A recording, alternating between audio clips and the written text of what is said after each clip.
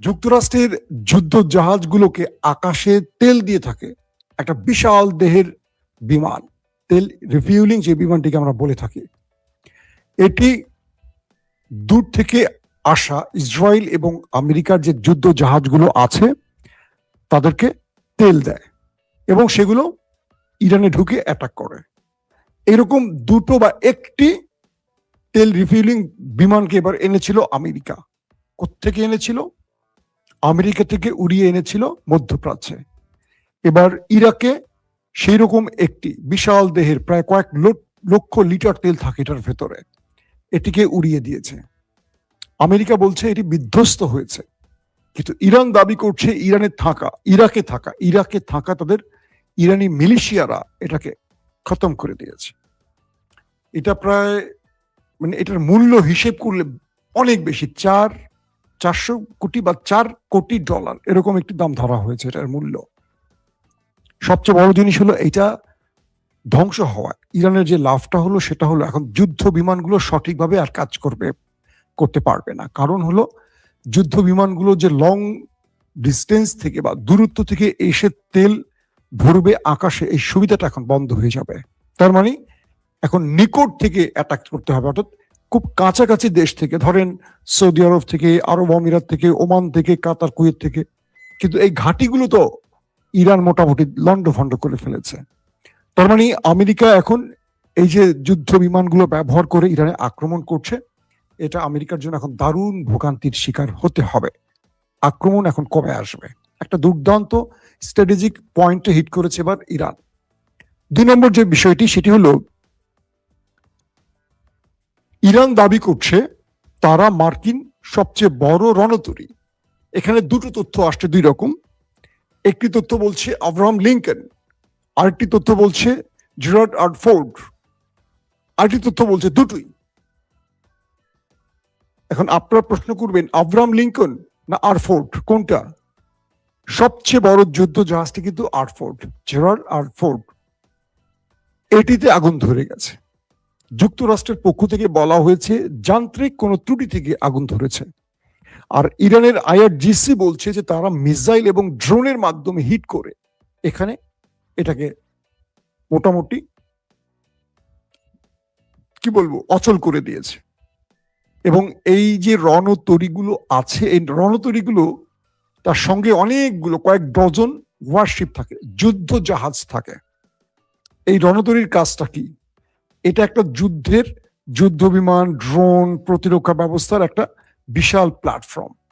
বিশাল একটা, ধরেন একটা ছোট্ট সিঙ্গাপুরের মতো দেশ, ছোট, এটার উপরে অজস্র যুদ্ধ বিমান থাকে, ড্রোন থাকে, মিসাইল থাকে, 5000-এর মতো সৈন্য থাকে। একটা জাহাজের মধ্যে 650 থেকে 700 টয়লেটই আছে। তাহলে বলছেন কত লোক থাকে? 650 থেকে 700 টয়লেটই থাকে। এবং তারপরও এই টয়লেটে সকালবেলা সবার লাইন ধরতে হয়। তার মানে কত লোক এটার মধ্যে অবস্থান করে। যুক্তরাষ্ট্র বলছে যে এটি একটা ত্রুটি থেকে আগুন ধরে গেছে এবং আগুন নিয়ন্ত্রণে। ইরান বলছে যে না, তারা এটার ভেতরে অ্যাটাক চালিয়েছে ড্রোন এবং মিসাইল দিয়ে, তারপর এটিকে প্রায় অর্ধেক ধ্বংস করে ফেলেছে এবং এটি ব্যবহারের অনুপযুক্ত হয়ে গেছে। আগুন ধরে এটার মোটামুটি অনেক কিছু পুড়ে গেছে এবং ওমান সাগর থেকে এটা পালিয়ে চলে গেছে অনেক দূরে। ইরান প্রায় 350 কিলোমিটার দূরে এটা অবস্থান করছিল। এই আব্রাহাম লিঙ্কন এটাতে আক্রমণ করে এবং এটি ওমান সাগর থেকে পালিয়ে চলে যায়। আরেকটি সোর্স বলছে, মার্কিন যে বক্তব্য পাওয়া গেছে সেটা হলো লোহিত সাগরে জেরার্ড আর ফোর্ডকে অ্যাটাক করা হয়েছে এবং এটাতে আগুন ধরে গেছে। যদি দুটোতেই আগুন ধরে যায় তাহলে তো কেল্লা ফতে ইরানের জন্য। আর যদি একটাতে ধরে বাকিটাও পালায় গেছে। এখন মার্কিন এই রণতরী এবং মার্কিন যুদ্ধ জাহাজগুলো ইরানের নিকট, ইরানের যে পাশে দেশ ওমান সেখানেও নেই, লোহিত সাগরও নেই। তারা পালাতে শুরু করছে আরো দূরবর্তী অঞ্চলে, যাতে ইরান তাদের খুঁজে আর না পায়। তার মানে এখানেও একটা বড় রকম আঘাত পেয়ে গেল আমেরিকা। এগুলো আমেরিকার অহংকার। যদি সত্যিকার অর্থে এই খবর, ইরান যেটা বলছে এবং আমেরিকা যেটা বলছে এটা তো সত্য, আমেরিকা তো স্বীকার করেছে যে আগুন ধরেছে, তার মানে আমেরিকা এইটুকু বুঝে গেছে যে তাদের বিশাল অহংকারের চাদরে এবার আগুন ধরিয়ে দিয়েছে খামেনি বাহিনী। এবং বলা যায় যে যুদ্ধের কৌশলে ইরান যা দেখালো, আমেরিকার যে সুপার পাওয়ারের তকমা সে চাদরটাও খুলে ফেলেছে। ইরান ছোট শক্তি, মানে ছোট শক্তির দেশ হলেও আমেরিকাকে বেশ ভালো নাকানি চুবানি খাইয়েছে। দর্শক, তারপরের গুরুত্বপূর্ণ খবরটি হলো বাহরাইনে মার্কিন পঞ্চম ফ্লিটদের যে সবচেয়ে বড় নৌঘাঁটি, এখান থেকে পুরো মধ্যপ্রাচ্যে যুদ্ধ কন্ট্রোল করে আমেরিকা। সে বাহরাইনে পঞ্চম নৌঘাঁটিটি প্রায় অচল করে ফেলেছে বা শেষ করে ফেলেছে, ধ্বংস করে ফেলেছে ইরানের ড্রোন এবং মিসাইল। ইরান বলছে তারা মিনাস সালমান অঞ্চলে, বাহরাইনের যে মিনাস সালমান, সেই অঞ্চলে পঞ্চম নৌঘাঁটিতে হামলা করেছে এবং দূর থেকে যে ভিডিও ফুটেজ পাওয়া গেছে সেখানে শুধু আগুনের কুণ্ডলি দেখা গেছে। তার মানে আমেরিকার নৌঘাঁটিকে একেবারে ধ্বজভঙ্গ করে ছেড়েছে ইরান। কারণ এখান থেকে নৌ শক্তির যেই স্পিড নিয়ে আমেরিকা কাজ করতো বা পুরো মধ্যপ্রাচ্য কন্ট্রোল করত, সেই কন্ট্রোল সিস্টেমটাও ভেঙে দিয়েছে। এখন হরমুজ প্রণালী পুরোপুরি ইরানের কন্ট্রোলে। আপনারা জানেন যে যুদ্ধের সবচেয়ে বড় অস্ত্রটি এবার ইরানের হাতে ছিল হরমুজ প্রণালী। যত বিমান ফাটাক, মানে ধ্বংস করুক, রণতরী ধ্বংস করুক, যত ঘাঁটিতে আটকাক বা হিট করুক, ধ্বংস করুক, সবচেয়ে বড় আঘাত হলো হরমুজ প্রণালী। এটা যতক্ষণ ইরানের কন্ট্রোলে ততক্ষণ আমেরিকার ঘুম হারাম থাকবে এবং বিশ্বে আমেরিকার অবস্থান দুর্বল হবে। এই হরমুজ প্রণালী দখলের জন্য ইরান, আমেরিকা ব্যাপক অ্যাটাক করেছে, ইরানের অনেক নৌযান ধ্বংস করেছে।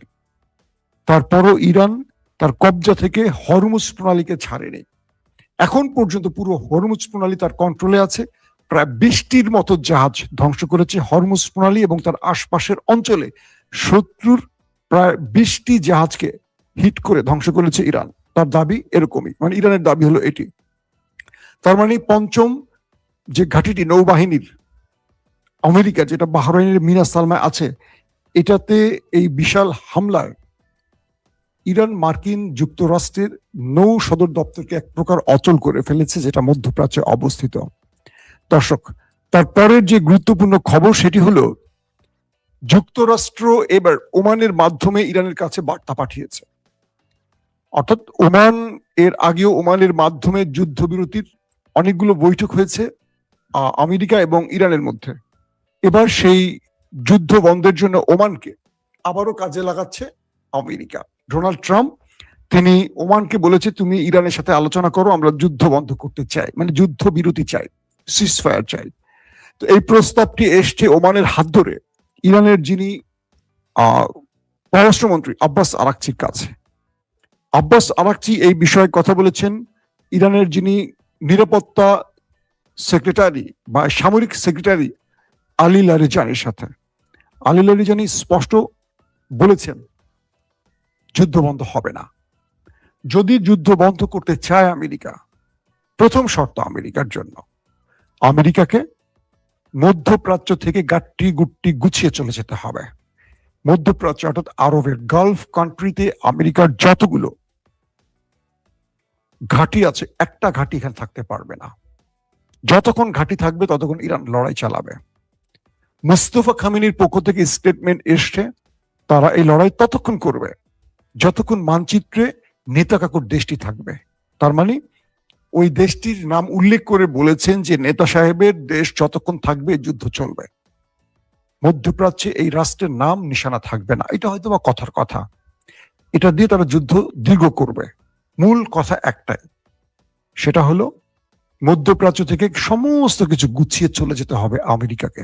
2 নম্বর, ইরানের উপরে সকল নিষেধাজ্ঞা তুলে দিতে হবে। এ দুটো হলো প্রধান। যদি কোনোভাবে আমেরিকা রাজি হয় যে তারা মধ্যপ্রাচ্যে ঘাঁটি রাখবে না, তাহলে পুরো মধ্যপ্রাচ্য চলে যাবে ইরানের কন্ট্রোলে। ইসরায়েলের আর কোনো শক্তি থাকবে না। একমাত্র ইসরায়েলকে টিকিয়ে রাখার জন্য, একমাত্র ইসরায়েলকে মধ্যপ্রাচ্যের মোড়ল বানাবার জন্য আমেরিকা পুরো গালফ কান্ট্রিতে নিরাপত্তার নাম করে এই ঘাঁটিগুলো তৈরি করেছে। এগুলো সৌদি আরব, আরব আমিরাত, কাতার, কুয়েত, জর্দান, এই রাষ্ট্রগুলোকে রক্ষায় নয়। মনে হচ্ছে যে আরবকে রক্ষার জন্য আমেরিকা এখানে ঘাঁটি করেছে, বেসিক্যালি এটা নয়। তাদের মূল টার্গেটটা হলো ইসরায়েলকে মধ্যপ্রাচ্যে টিকিয়ে রাখতে হবে, কারণ চারদিকে আরবদের একটি রাষ্ট্র, মানে আরবরা, এবং আরবদের সাথে যুদ্ধ করে ইসরায়েল নামক রাষ্ট্রটি প্রতিষ্ঠিত হয়েছে। এবং ইসরায়েলের গ্রেটার ইসরায়েল তৈরির যে পরিকল্পনা, সেখানে ইসরায়েলকে শক্তিশালী না করলে বা মধ্যপ্রাচ্যে ইসরায়েলকে মোড়ল না বানাতে পারলে এই রাষ্ট্র এখানে টিকে থাকবে না। তাহলে কি করতে হবে? আমেরিকা গালফ কান্ট্রিকে রক্ষার নাম করে তাদের এখানে কয়েক ডজন ঘাঁটি তৈরি করেছে এবং এই ঘাঁটি থেকে তারা ইসরায়েলকে রক্ষা করে। ইরানের হাত থেকে রক্ষার নামে এই কাজটি করত। ইরান এবার যে ধোলাইটা দিচ্ছে, সেই ধোলাইয়ের পর এইটুকু বোঝা যাচ্ছে যে আরবদের এখন পালাবার পথ খুঁজছে। আরবরা না, দুঃখিত, আমেরিকা। এবং সবচেয়ে ইন্টারেস্টিং ব্যাপার হলো আমেরিকা আসলে পালানোর কাজটি করছে এখন। তাদের রণতরী পালিয়ে যাচ্ছে, মানে কি পৃথিবীর কাছে তাদের মুখ ছোট হয়ে গেছে। তারা যে পরাশক্তি এটি আর জোর গলায় বলতে পারছে না। তাদের সামরিক বাহিনীগুলো পালিয়ে যাচ্ছে। তাদেরকে দেখা গেছে বিভিন্ন ফুটেজে তারা বেডিং পত্র গুছিয়ে চলে যাচ্ছে অন্য জায়গায়। এখন ইরানের টার্গেট একটাই, মধ্যপ্রাচ্য থেকে আমেরিকাকে সরাবে। আর আমেরিকা সরে গেলে ইরান হবে মধ্যপ্রাচ্যের মোড়ল, সুপার পাওয়ার। এবং আরবের বা গালফ কান্ট্রিগুলো ইরানের সাথে সমঝোতা করে চলবে। আর ওই রাষ্ট্রটি, নেতাকাকুর দেশটি, এখানে হয়ে যাবে একটা টয়লেট। তার মানে এই রাষ্ট্রটির আর কোনো অবস্থান থাকবে না। এখন থেকে যদি কখনো আরব একটি দেশ নেতাকাকুকে সকালে একটা গালে চটকানা দেয়, সে আরেকটা গাল পেতে দিবে। কারণ তখন জর্দান কথা বলবে, লেবানন কথা বলবে, আর ফিলিস্তিন নামক রাষ্ট্রটি তখন স্বাধীনতা লাভ করবে। কারণ তখন নেতাকাকুর আর উচ্চ বাচ্চ থাকবে না। তার সকল শক্তির মূল মালিকানাই হলো আমেরিকা। আমেরিকাকে ম্যানেজ করে এই অঞ্চলে তিনি তার সকল শক্তি প্রয়োগ করে থাকেন। দর্শক, আরেকটি ব্যাপার হলো যে আমেরিকা, ট্রাম্প ওমানকে বলছে যে ইরানকে বলো আমরা আলোচনা করতে চাই, একটা আলোচনার টেবিল বা একটা আলোচনার চ্যানেল খুলে দাও, যেখান থেকে আমরা ইরানকে বুঝাতে পারি কি করতে হবে। যেহেতু এই মুহূর্তে ইরানের সুপ্রিম কমান্ডারদের সাথে আমাদের কোনো যোগাযোগের নেটওয়ার্ক নেই। আমেরিকা বুঝতে পারছে যে তারা আলী খামিনিকে হত্যা করে সবচেয়ে বড় ভুলটা করেছে। কারণ আলী খামিনি ছিলেন খুব সহনশীল, ধৈর্যশীল, নরম স্বভাবের মানুষ। আর তার ছেলে মুস্তফা খামিনি, তিনি কিন্তু ফাইটার। আপনারা হয়তো জানেন কিনা, যখন ইরানের প্রেসিডেন্ট ছিলেন আলী খামিনি, তখন রুহুল্লাহ খামিনি ছিলেন সর্বোচ্চ নেতা। এরপর রুহুল্লাহ খামিনির মৃত্যুর পর আবার ভোটাভুটি হয়। এই ভোটাভুটির মাধ্যমে তাদের যে সুপ্রিম কাউন্সিল, সেই সুপ্রিম কাউন্সিলের ভোটের মাধ্যমে এই যে আয়াতুল্লাহ আলী খামিনি, তিনি হন সুপ্রিম লিডার। পরবর্তীতে এই ছেলে, মানে তার ছেলে, মেজ ছেলে মুস্তফা, তিনি কিন্তু 15-16 বছরে ইরানের সেনাবাহিনীতে যোগ দেন এবং ইরান যুদ্ধে তিনি কিন্তু অংশ নেন এবং সাফল্যের সাথে তিনি লড়াই করেন। একটা পর্যায়ে যে বিপ্লবী গার্ড বাহিনী তৈরি করা হয়, বিপ্লবী গার্ড বাহিনীর কাছে তিনি সর্বাধিক জনপ্রিয় হয়ে ওঠেন।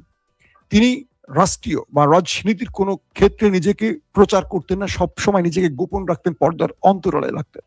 মূলত খামেনি প্রায় 38 বছর তিনি যে সুপ্রিম কমান্ডার ছিলেন, এই সময়টিতে 38 বা 36 বছর তিনি মূলত বিপ্লবী গার্ড বাহিনীর সাথে কাজ করতেন। বলা হতো বাবার প্রত্যেকটা নির্দেশনা নেপথ্য থেকে তিনি বাস্তবায়ন করতেন। এবং এই সময়টিতে এসে যুদ্ধকালীন ইরানের সবচেয়ে জনপ্রিয় ব্যক্তি হবার পেছনে কারণ হলো, যারা আইআরজিসির হয়ে যুদ্ধ করছেন, আইআরজিসির প্রত্যেকটি কমান্ডার সুপ্রিম লিডার হিসেবে তারা মুস্তফাকে চেয়েছেন এবং মুস্তফা ক্ষমতায় বসেই হামলা দ্বিগুণ করে দিয়েছেন। এটা হলো আমেরিকা এবং নেতাকাকুর রাষ্ট্রের জন্য সবচেয়ে টেনশনের কারণ। কোনোভাবেই তারা এখন ইরানের কোনো চ্যানেলে কথা বলতে পারছেন না, কারণ ইরানের